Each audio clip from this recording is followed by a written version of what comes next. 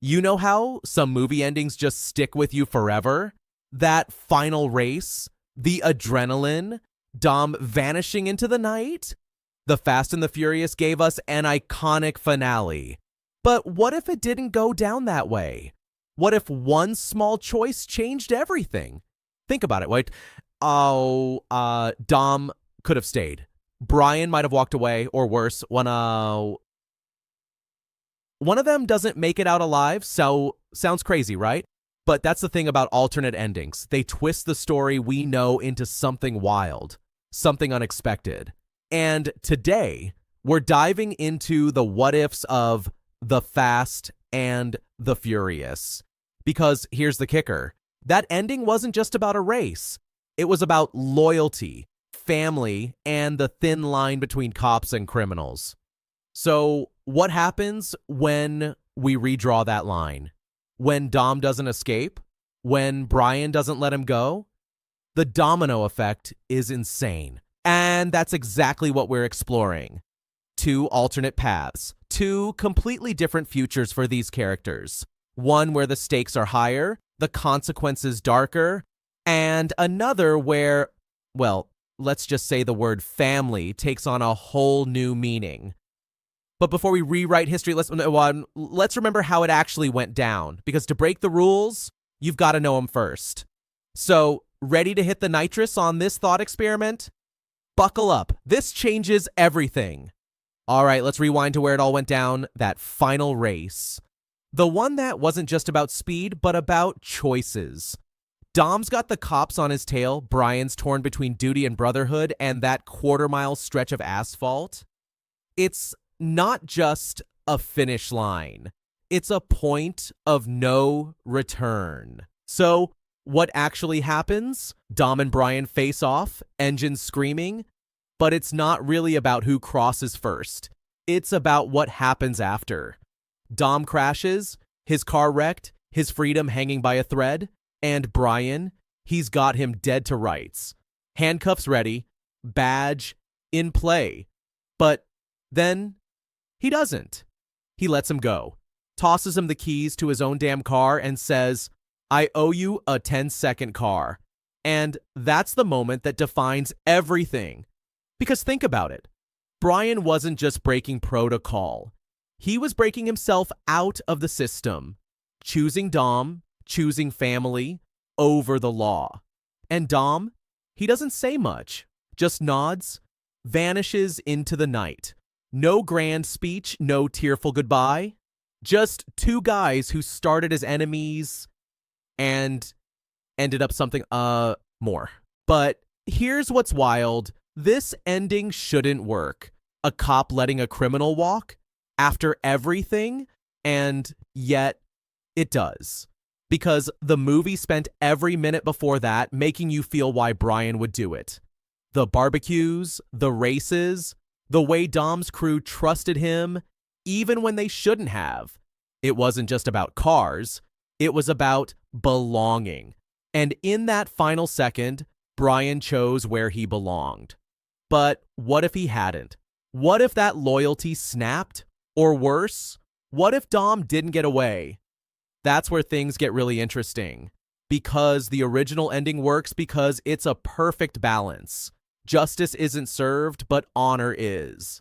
Dom escapes, but he's lost his family, his home. Brian keeps his integrity, but he's burned his career. It's messy, it's human, and that's why messing with it is so dangerous. Change one thing, and suddenly the whole theme shifts. Make Brian arrest Dom. Now it's a tragedy. Have Dom beat Brian. Now it's a betrayal. The original walked a razor's edge, and that's exactly why we're about to push it off. That's why I read it, sir, editor sought to see what happens when that delicate balance shatters. Because trust me, the road ahead, it's got no brakes. Picture this. The race plays out the same. Dom wrecks, Brian pulls up, tension thicker than engine smoke. But this time, Brian doesn't hesitate. No keys tossed, no last-minute redemption. Instead, he yanks Dom out of the wreck, slams him onto the hood, and cuffs him. And just like that, everything changes. Dom's not even fighting it, just stares at Brian like he's seeing him for the first time. "You're really gonna do this?" And Brian, his voice is ice. "I'm a cop. Always was." Oof. That line hurts because it unravels every backyard BBQ, every moment of trust. The family bond? Gone. But here's where it gets really messy. The arrest isn't clean. News spreads fast. Undercover cop betrays street racers. Vince loses it. Mia's in tears. And the garage? It becomes a ghost town because Brian didn't just arrest Dom, he burned the whole world down. And Dom? He's not the silent type in this version. At the trial, he drops the mic of all mic drops. "You wanted to be one of us? Congrats. Now you're alone, just like the rest of your badge buddies." Brian's win feels like a loss. Yeah, he gets a promotion, but the precinct side-eyes him. Too close to the criminals. The streets, they hate him. He's got no home left. Meanwhile, Dom's locked up, but not defeated. Cut to a prison yard, a smuggled newspaper headline. L.A. heists spike. Copycat crews rise. Dom smirks. Because that's the kicker. By taking him down, Brian created a martyr. Now every kid with a Civic wants to be Toretto. Crime didn't stop. It mutated. And Brian? He starts drinking, staring at that empty eclipse in his driveway, because here's the tragic twist. He did believe in Dom's code. He just chose the law over it. And now, he's trapped in the worst of both worlds. Not a cop, not family. Just nothing. But wait, what if there's another path? One where Brian's choice doesn't destroy everything? Where Dom's escape isn't clean, but deadly? Stick around, because alternate ending number 2, it's darker, and it all starts with a single gunshot. Okay, buckle up, because this one, it starts with a bang, literally. Same race, same wreck, same moment where Brian pulls up on Dom. But this time, gunfire cracks the air. Not from Brian, not from cops. Some rival crew looking to settle scores in the chaos. And Dom, he's hit. Now everything accelerates. Brian's not making a choice between law and loyalty anymore. He's making one between life and death. He drags Dom into his car, blood soaking the seats, tires screeching toward the nearest hospital. But Dom's gripping his arm hard. Not the cops. Because even now, he'd rather die free than live in a cage. And Brian breaks. He floors it to some back alley doc, the kind who doesn't ask questions, but it's too late. Dom's fading fast, and his last words, "You were always family." Cut to black. But here's where it gets really twisted, because Dom's death doesn't end the story, it ignites it.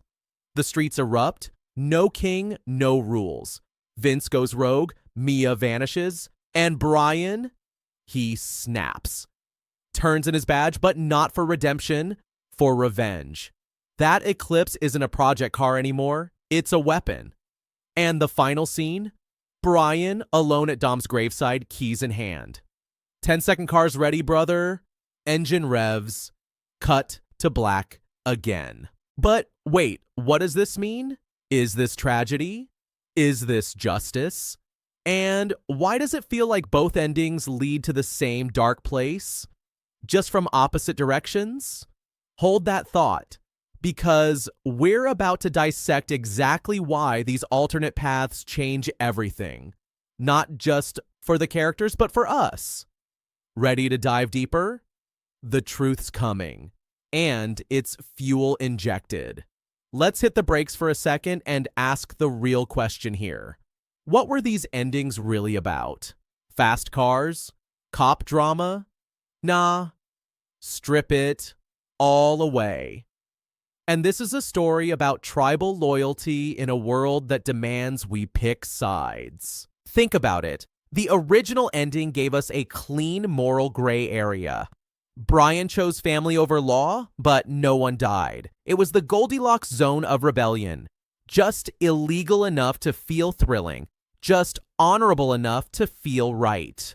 But these alternate endings, they force us into uncomfortable territory. Because when you tweak the finale, you expose the ugly truths hiding under the hood of this whole story. Take ending number 1, the betrayal. Here, Brian choosing the badge over Dom isn't just a plot twist. It's a violation of tribal ethics. Psychologically, humans are hardwired to punish betrayers harsher than enemies. Studies on group dynamics show exile triggers the same brain regions as physical pain. And that's exactly what happens. Brian's not a cop after that. He's a ghost. The system doesn't trust him. The streets despise him. He broke the oldest rule. You don't turn on your own. But ending number 2, the last ride, that's a darker mirror. Dom's death twists the family ideal into something toxic. Brian's revenge path isn't noble. It's self-destruction disguised as loyalty. Ever heard of blood debt cultures? Where vengeance becomes a sacred duty. This isn't justice. It's a feedback loop of violence, and Brian's trapped in it. And that's the paradox. Both alternates lead to isolation, just from opposite directions. Betray the tribe. You're alone. Worship it blindly. You lose yourself. The original ending worked because it cheated. It let Brian have both. But real life demands choices. Which begs the question, is the family code just another kind of prison? Dom's crew preached freedom, but their rules were just as rigid as the LAPD's. Break trust, exile, question orders, heresy. Sound familiar? It's almost cult-like. And that's where this gets really interesting. Because the Fast Saga's obsession with family isn't just cool one-liners, it's tapping into a primal human tension. We crave belonging, but chafe under its demands. These alternate endings expose that friction. So here's the kicker. Maybe the real villain was never the cops or the law. Maybe it was the idea that you can't belong to both worlds. That loyalty must be absolute. That family means no exits. But what if there's a third path, one the movies never showed? And hey, maybe you've got ideas. Hit the comments. Let's talk about where your loyalty lines would break. As for the real finale, well, that's a story for another day. Rev the engine. We're not done yet. So here we are, after all those alternate realities, all those shattered loyalties and moral gray zones. What's left? One undeniable truth. The Fast and the Furious was never just about cars. It was about the choices we make when the rubber meets the road. When there's no time to think, only to act. And that's the real magic of these what-if scenarios. They hold up a mirror to the original story and force us to ask, what would I have done? Would you have tossed Dom the keys like Brian? Slammed the cuffs on him? Or would you have panicked, frozen, failed the test entirely? There's no right answer, and that's what makes it so addictive to think about. But here's where you come in, because this isn't just my exploration, it's ours. First, hit those comments. I want to hear your alternate ending. Would Dom have survived if Brian made different moves? Could there have been a third path where no one got hurt? Or do you think the tragedy was inevitable, that some bonds have to break? Drop your wildest theories, your hottest takes. Let's turn this comment section into a debate pit worthy of Toretto's garage. Second, if your brain's still revving from this breakdown, smash that like button. It's the nitro boost that keeps this channel alive. And if you're not subscribed yet, what are you waiting for? Every new sub is another crew member in this cinematic joyride. Finally, this isn't goodbye, it's See you next time. Because the world of movie alternate endings, it's endless. What if Han never crashed in Tokyo Drift?